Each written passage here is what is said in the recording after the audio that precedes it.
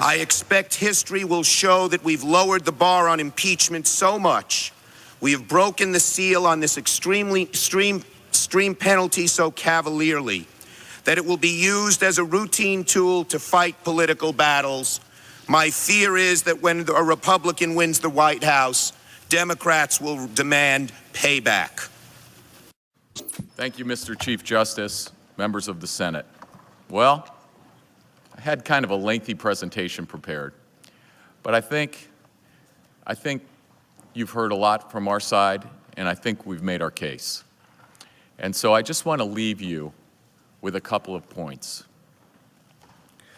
First of all, thank you, Mr. Leader, and thank you, Democratic Leader Schumer, and all of you for the privilege of speaking on the floor of the Senate and for your time and attention. We really appreciate it. We've made three basic points. One, all you need in this case is the Constitution and your common sense. You just look at the articles of impeachment. The articles of impeachment fall far short of any constitutional standard, and they are dangerous.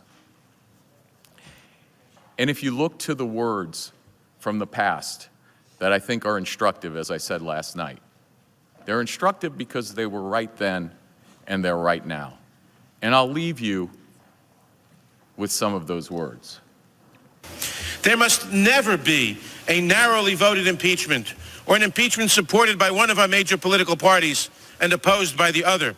Such an impeachment will produce the divisiveness and bitterness in our politics for years to come, and will call into question the very legitimacy of our political institutions.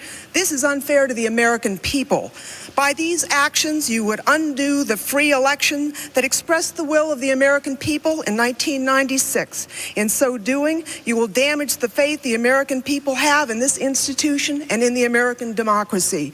You will set the dangerous precedent that the certainty of presidential terms, which has so benefited our wonderful America, will be replaced by the partisan use of impeachment. Future presidents will face election, then litigation, then impeachment. The power of the president will diminish in the face of the Congress, a phenomenon much feared by the founding fathers. This is a constitutional amendment that we are debating, not an impeachment resolution.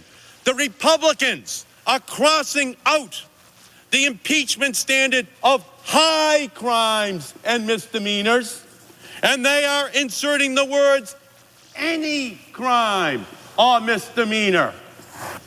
We are permitting a constitutional coup d'etat, which will haunt this body and our country forever.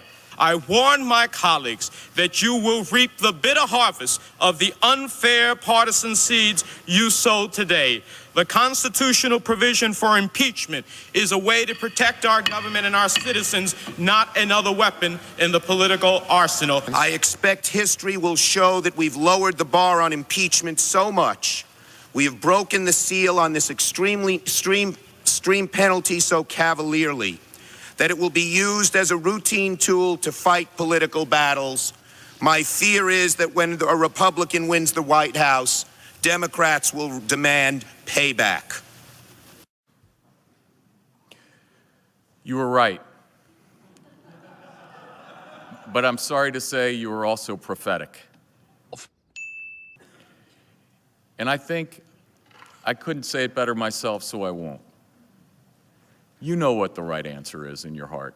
You know what the right answer is for our country. You know what the right answer is for the American people. What they are asking you to do is to throw out a successful president on the eve of an election with no basis and in violation of the Constitution. It would dangerously change our country and weaken forever all of our democratic institutions. You all know that's not in the interest of the American people. Why not trust the American people with this decision? Why tear up their ballots? Why tear up every ballot across this country? You can't do that. You know you can't do that. So I ask you to defend our Constitution, to defend fundamental fairness, to defend basic due process rights, but most importantly,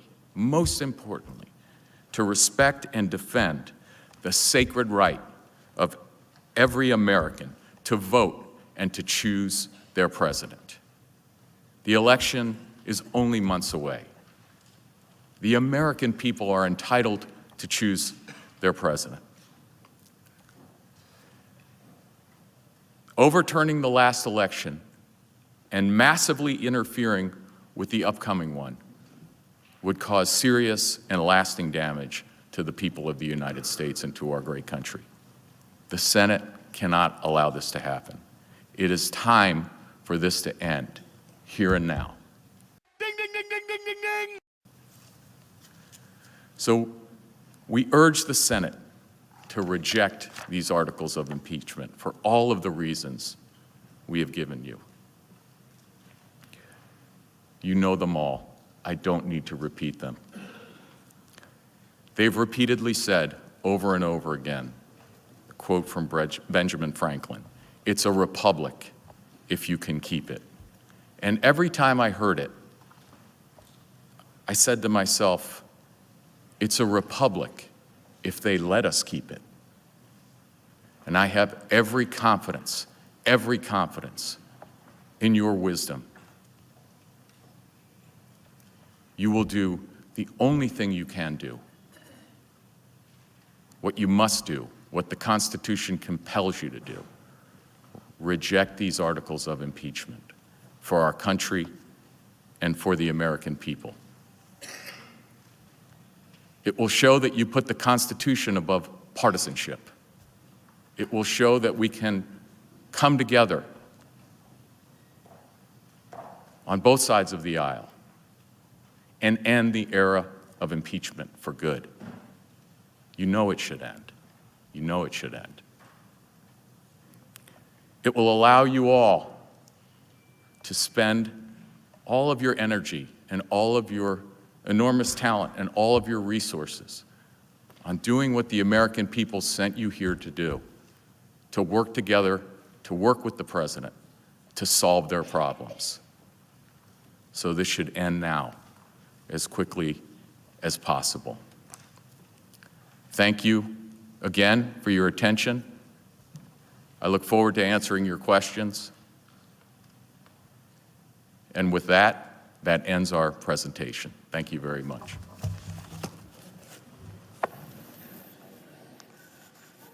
The Majority Leader is recognized. Mr. Chief Justice, I have reached an agreement with the Democratic leader on how to proceed during the question period. Therefore, I ask unanimous consent that the question period for senators start when the Senate reconvenes on Wednesday. Further, that the questions alternate between the majority and minority sides for up to 8 hours during that session of the Senate. Finally, that on Thursday, the Senate resume time for senators' questions alternating between sides for up to 8 hours during that session of the Senate. Is there objection? Without objection, so ordered. So we will complete the question period over the next 2 days. I remind senators that their questions must be in writing, will be submitted to the Chief Justice. During the question period of the Clinton trial, senators were thoughtful and brief with their questions, and the managers and counsel were succinct in their answers. I hope we can follow both of these examples during this time. During the impeachment trial of President Clinton, Chief Justice Rehnquist advised counsel, quote, counsel on both sides, that the chair will operate on a rebuttable presumption that each question can be fully and fairly answered in 5 minutes or less, end quote. The transcript indicates that the statement was met with, quote, laughter, end quote. Nonetheless, managers and counsel generally limited their responses accordingly. I think the late Chief's time limit was a good one and would ask both sides to abide by it. So, Mr. Chief Justice, I ask unanimous consent that the trial adjourn until 1 p.m. Wednesday, January 29th, and that this order also constitute the adjournment of the Senate. Without objection, we're adjourned. You have the courage to speak the truth, to do what is right, and to fight for what you believe, and keep doing it.